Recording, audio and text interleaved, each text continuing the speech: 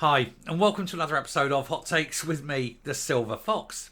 Ian Blackford announced he was retiring from Westminster. He said he'd had enough and he wanted to go off and do something else. Well, that something else apparently and allegedly included his secretary.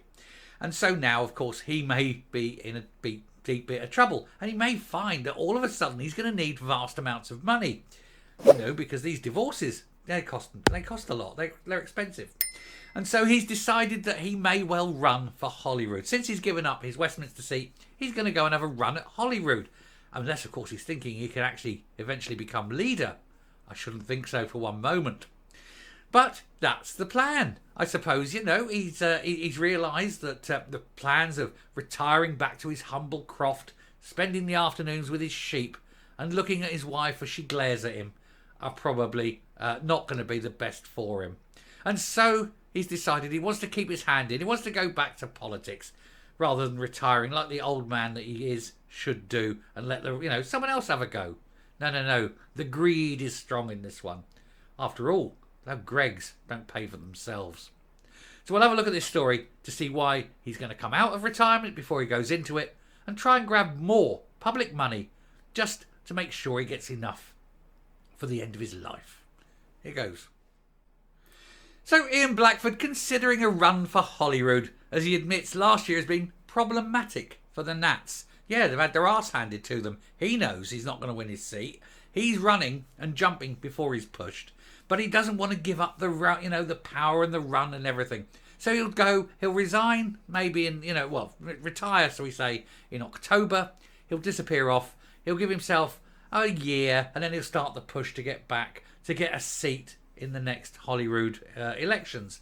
Who's he going to take out there? There's probably going to be a few of them going for whatever seats are available. Who really would want Tubby Blackford representing them? Sure, there's some masochists. But, this is what happens. These guys, they want to give up and then they realise that somehow retirement isn't for them. They need the money. They need the adoration. They need the power.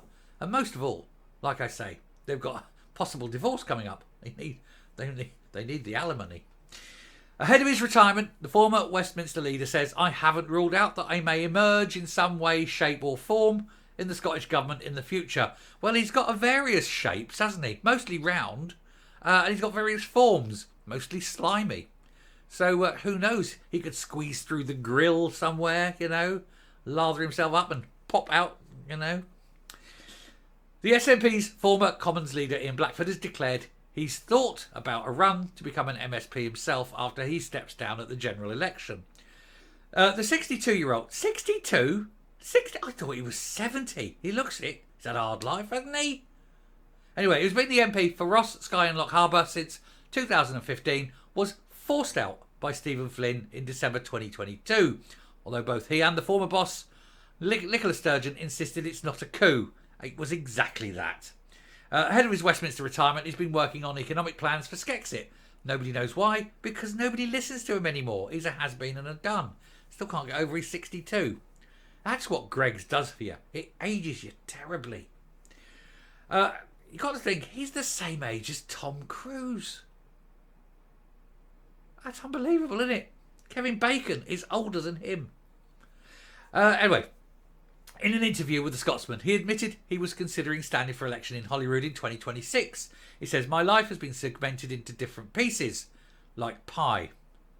Slices. Num, num, num." He says, "My time in the city, my time running a consultancy business, my time here, and his time, of course, as a humble crofter.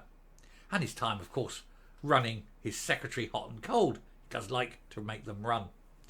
He says, "I'm content with the help I'm giving him, Humza Yousaf. I'm enjoying working with him, as well as other colleagues in the Scottish Government. I don't know what's around the corner for me." Another Greggs, I would imagine. "I've been passionate about this cause since I was a teenager."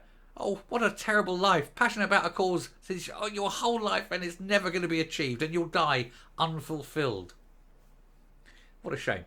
"I've been passionate about this since I was a teenager," he says. "I am not going to disappear into the sunset." Well, you could, but you'd have to go an awful long way before you disappeared, mate. And if you went far enough, it'd be almost like an eclipse, wouldn't it?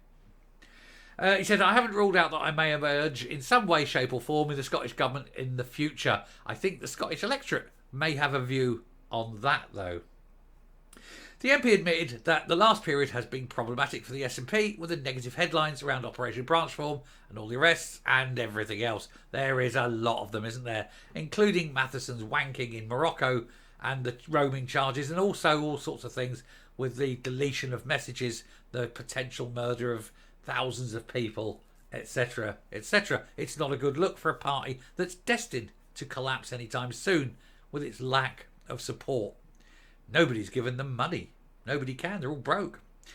The opinion poll suggests the party is on course to lose 20 or more MPs in the general election. Mr Blackford appeared to agree with the view that many people in Scotland think it's time for a change. It's certainly time for a change of leader.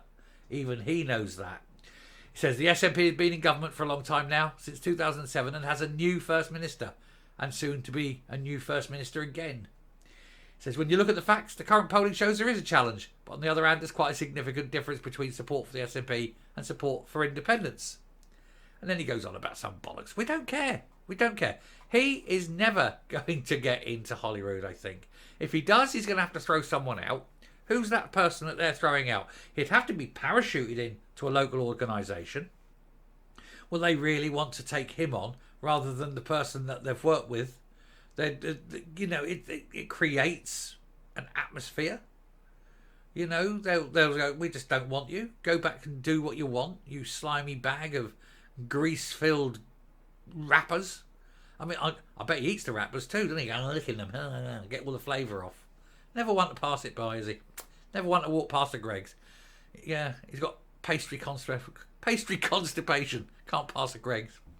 Anyway, I shall round off and finish the day with that one. I just made me laugh. And, good luck on him, I suppose. He's going to have to find a lot of money if his wife does divorce him, because if the rumours are true, she'll go and take him for every penny he's got. Oh, well. He's going to be very upset, of course, come the next election. Coming up. Well, do you think the people will want him? I don't think so. I think there's going to be a massive rejection of the SNP. The only problem is when you come to the Holyrood elections, you'll be 2 years into a Labour government at that point. And so Labour may be losing their tarnish and there may be a wee swing back to the SNP. But I still can't see them holding a majority, even with the Greens. I think that they will have lost sufficient that even a swing back won't be enough. And certainly there'll be a lot fewer of them there. And I can't see him at that age then. And with his sort of toxic history, wanting to be parachuted into some local branch where some guy's worked harder all his life and was told he's got it, and then all of a sudden up comes Tubby, shoves him out of the way, shoves a pork pie in his mouth and says, I'm here now, I'm back. Like Scunner Campbell, isn't it? It is. He's Scunner Campbell. That's who he is. I'm back. Bop. That'll be him. The Scunner Campbell of Holyrood.